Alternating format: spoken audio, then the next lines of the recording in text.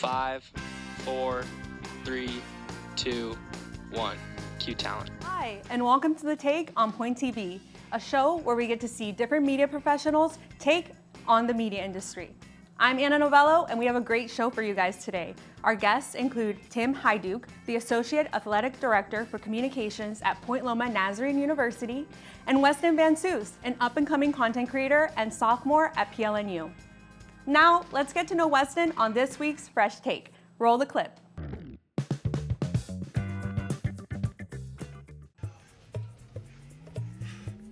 Should I go? Yep. Okay. Oh wait, this is my room. Oh. I'll show you guys around. So here you have it, the creative space. We have my bed that's not made. We have a little couch action over here. Some desk area. This is our work zone. Over there is the play zone. We have like our TV, a lot of cool things. But the most important of all, my suits. Check out the dresser. Your favorite suit? All these, the classic smiley face suit has to be my favorite. These are also all suits. We have a lot of them. And this is only like half the suit collection. A lot of them are at my house because I can't fit them all in here. So I just started making content last year. And it all started when my roommate sent me a video that he said would be really fun to remake. And it was people knocking on other people's doors and posing outside of them. And I was like, yeah, let's try it. So we ended up doing it with a bunch of our hallmates, met a lot of cool people, and it was a super fun experience, and the video went viral. So I was like, okay, we gotta keep doing this. And that's kind of how I started doing what I do now, which is I knock on people's doors and do different prank videos and different skits of the sort. And yeah, the content has kind of expanded from there, but it's opened up a lot of really cool opportunities, and it's just been a super fun experience. So then, like, tell us a little bit about like how you became a media communications major, like through what you do. Yeah, so I started out as a business management major. I'm a super entrepreneurial guy. I've always loved that. And then I started making content, and I've always loved media, and I've always loved videos, but I really started to lean into it last year, and I was like, this is super fun. I think I should be studying what I'm most interested in right now. And so I ended up switching. My sister was a media communications major, and she likes to say I switched because I was copying her, but it's not true. So yeah, I've learned a lot from the media comms department, and I'm super glad that I made the switch. Actually, let me show you my studio right now. Oh yeah. It's right over here.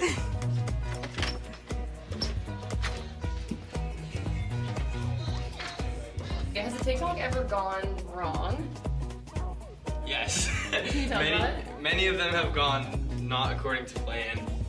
I'd say the worst one that happened was I tried to throw powdered sugar at someone and then also water, and it created this absolute mess of stickiness, and it was just the worst decision I've ever made. Hey. It's crazy the kind of doors that have opened from me just making content. Just the other day, my friend who graduated from here last year invited me to a TV show premiere in which I was able to meet some of the coolest celebrities, and I was able to meet some of the coolest people that I've always looked up to growing up. Like, I got to meet Glenn Powell and Peyton Manning, and I've just gotten to do so many random cool things just from posting content. And so, if I could give one piece of advice, I would say just make content, because you never know what can come out of it. You never know what you'll end up branching off to, and what passions you'll end up discovering. So yeah, just make content. Thanks. Never got on this thing before. I'm gonna read. Yes. Thanks for watching, guys. If you want to follow me on social media and see what kind of chaos I'm causing, go follow me right here at Weston Van Soos on TikTok, Instagram, and YouTube. Have a great day. Thanks for joining us, Weston. Of course. Beautiful. It shouldn't be that hard to show this thing.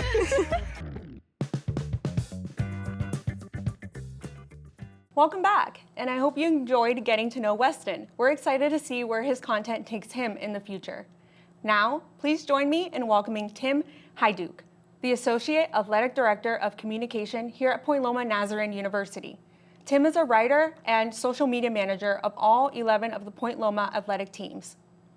Hi, Tim. How are you? Doing very well, thank you. How about yourself? Doing great. Thank you so much for joining us here today. We really appreciate you sharing your time with us. Oh, absolutely. It's a huge honor to be here, and you guys do great work, so I'm excited to see the product here. Thank you so much. Could you start, Tim, by telling us what you do here for our viewers who might not know you, familiar with your work? Yeah, so as Associate AD for Communications, definitely wear many different hats, but as you mentioned, oversee all athletic communications, so everything from our athletics website, writing the game day recaps for our fans to read, interacting with the local media, so the San Diego Union Tribune, ABC, CBS, KUSI, all the local news outlets that cover our teams, oversee all of our social media platforms as well, and very involved in game day operation, oversee our game day staff, who's taking the statistics, working the scoreboard, things like that. So definitely wear a lot of different hats, but it's a lot of fun to be paid to be at sporting events.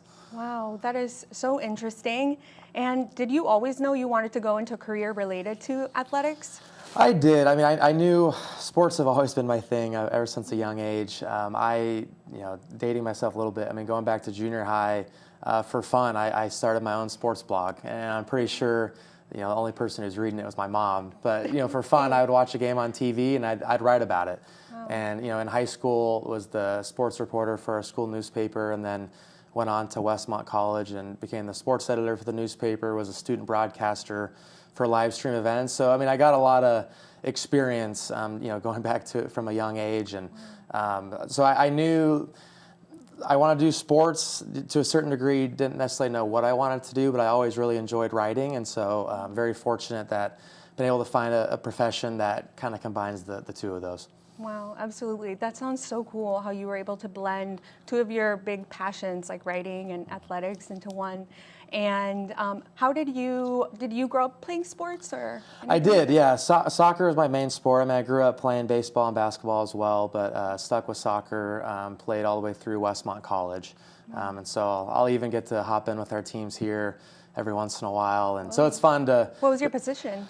Center defender, so I was never the fastest guy on the field, but I'd like to think I have a decent IQ and can see the game well. So it's fun to, I'm sure you do. in those settings, and I'll practice with our women's basketball team as well. But you get to know the athletes on a deeper level, and you really get a behind-the-scenes look as to their game plan and what they're trying to do during the game. So then you go watch them, and then it's funny that especially on the basketball team, I'm a scout for who they're playing.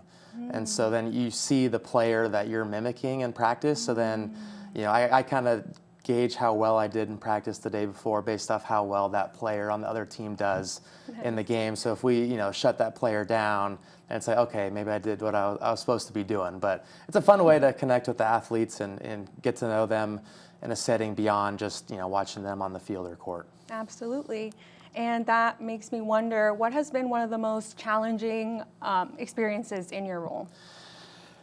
Wearing many different hats, I mean, there's just a lot of things that go into the operation of a game. I mean, even just seeing what you guys do in here and seeing how many people are involved. People who aren't in the profession don't sometimes know all that goes into it. And being a former athlete myself, it's been fun to see the other side of it, and just gave me a deeper appreciation for all that goes into putting on an event, from scheduling the staff to just the things that are going on during the game and post game as well. I'd say sometimes the long hours I would say are a challenge, where if we're hosting a basketball doubleheader, 5:30, 7:30 here, people leave right when the game's over, right? But then I'm helping, clean up a little bit, but then going home and writing the game recap. And so sometimes, not going to bed till well after midnight, but all of our teams, they do so well. And so they're a lot of fun to cover, and they honestly give us so much content, which is great. And so it's, and getting to know them on a personal level, it's such an easy thing to want to highlight all that they do. So, I mean, it can be challenging, but certainly it's, then I remind myself, how fortunate I am to be here in a place with the great people that are here at Point Loma. Of course. And my second question is, what's been one of the most rewarding things about your position? Absolutely. No, it's a lot of things. I mentioned how well that our teams do on a consistent basis, but back to 2023 when our women's soccer team won the national championship. That was the first NCAA national title for any team for the Sea Lions. So it was a lot of fun to be out there in North Carolina with them, and especially having practiced with them a little bit in that run. So just to see them and all their hard work pay off in that moment, and took a couple of pictures with the trophy. And obviously, I mean, they're the ones who won it, but just to be able to highlight the successes and knowing the work that went into it, that they all put in, and just the great people that they are, that was a true joy to be able to promote them, and all this, the local media coverage that they got, and really putting Point Loma on the map was a lot of fun. Oh, I love that. And talking about awards, you've won the Pac West Award for Athletic Communications. Can you tell us more about that? And sorry if I phrased that wrong. But No, I appreciate it. That. It's been a huge honor. So there's 13 schools in our conference, and the people in my position vote on it. And you can't vote for your own school, but we're always interacting on a daily basis, really. I mean, we're playing each other all the time in every sport, and so we all have great relationships, and just have a lot of respect for everyone in the conference in this field. I mean, knowing all the effort and hard work it takes to do our jobs and do the jobs as well as people in the conference do it. So to be recognized the last 2 years, I mean, is a huge honor, because there's so many people that would be deserving of this award. But definitely want to give a special shout out to Sydney Long, Assistant for Athletic Communications, and then Shannon Hardy as well, our social media coordinator. Without them, the award would not be possible, and they do just a ton of work. You see it on the social media channels that we have, and just all the behind-the-scenes stuff that they do is just absolutely incredible. So they're definitely deserving of special recognition. I love that. Wow, that sounds amazing. And as I'm hearing you speak, it makes me wonder how you can storytell and be in the athletic sports world, because you're storytelling in athletics. So can you talk to us a little bit about your process with that, or how you found your way kind of navigating that very unique type of work? Yeah, no, it's one of the joys of my job, certainly, is being able to highlight the success of the teams, to tell people's stories. And it's one of those that kind of my process. I mean, before the year, I mean, I sit down with each coach and I interview them for a season preview article, and just kind of giving our fans just like, hey, here, what should we expect this year, and kind of deep dive into the roster, into their team mottos, and what makes their program what it is, and then it's cool to see that play out over the years. And one of the, it just comes to mind immediately is Justin Downer, head men's basketball coach, especially his first year when he became head coach, and seeing the messaging that he had in his season preview interview, and then you interview athletes post game, and then they're the ones that are echoing the same message. And it's not even coming from the coach; it's the players that are using the same terminology and the same verbiage. And it's been so fun to see the unity across our programs, and when the players are the ones now echoing what the coach has been saying, and you just see how unified everybody is. And then you watch them play, and you see a game, you see a box score, but you really try to go beyond that. And so I think that's what one of the special parts about my job is the human element of the writing. I mean, you can look at a box score and you can kind of get a feel for what happened during a game, but being able to be at all of our home events and several of our away events as well, I mean, it can just go beyond the box score, and you can tell the story, knowing the context of, hey, here's who the program is, and here's who those people are and what they're trying to do, and then you see that play out in the game, then you kind of tell that story from there. So it's been just a joy to follow these teams, from beginning of the season to the end. And when you're there at the postseason, and obviously only one team can lift the trophy at the end of the year, I would say one of the most challenging parts is being there at the end of their seasons, because you're in this ride with them, and you see how much it means to them, and all that hard work that they've put in. And so I get emotional sometimes when you're at the end of the year, and you see their season end, but such a joy to be along the ride with them from start to finish. Wow, you're really watching them grow throughout the season and following them and narrating their stories. That's so powerful. And if a student watching this or somebody watching this wanted to pursue a similar path, what advice would you have for them? Yeah, I would say, very much get involved. I gave a little bit of a background as far as how I got started in the industry, but seek out those opportunities, seek guidance from people who are in the profession. I mean, one of the things that I think separates Point Loma from other places is people genuinely care about you, and they want you to excel and succeed. And I speak for everyone in our athletic department that, you know, we love it when students come by, ask questions, you know, seek opportunities. We have, you know, several internships that we offer, you know, either, you know, if they're working games or getting paid, if they're, you know, internships, getting course credit for it, but just offering students those opportunities to get involved and see the behind the scenes, because until you've kind of seen what goes into it, you don't really know all that goes into it. So just, yeah, get involved, seek out those opportunities, because, yeah, especially at a place like Point Loma, people are really, really wanting to help out. Absolutely. And I feel like you're giving communication students and athletes such a different lens to look at storytelling and media and communication and all of the way that you can marry these loves and passions together and really create a meaningful, inspiring career from our perspective. Oh, I appreciate it. Yeah. Thank you so much for joining us, Tim. And as we wrap up, can you let us know where we can find more information on you, where we can follow you, anything you're working on, anything you want to shout out? Yeah, no, I appreciate that. I mean, our social media channels, Instagram, Twitter, at PLNU Sea Lions. That's where stay up to date with all Sea Lion athletics. PLNUSealions.com, that's our athletics website. Our teams are doing great this fall.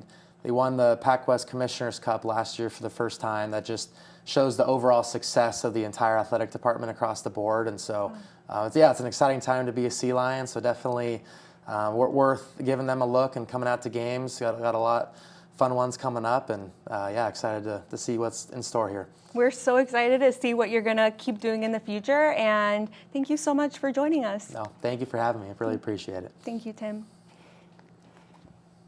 And now let's jump to Victoria, who's going to share a controversial media topic in our last segment, The Hot Take. Hi, I'm Victoria. My hot take applies to film, TV, and books, specifically tropes within those mediums. The love triangle trope, where one character's personality does a 180 in order to make the other pairing work, is lazy writing. Sorry to all the Summer I Turned Pretty or Twilight fans out there, but it is so lazy. If a writer can only create a compelling couple by saying, hey, at least this guy's not as bad as the other guy, then that's bad writing. You shouldn't have to assassinate one character's personality and development to make your main couple work.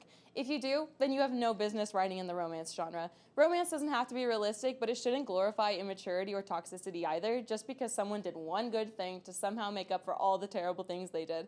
Drawlines aren't a personality, I fear. You can't make one couple work by making another irredeemable. They don't cancel out like that. The original couple is still toxic. You just put them next to someone far worse to justify why they haven't broken up yet. And that is bad writing. All right, that's enough.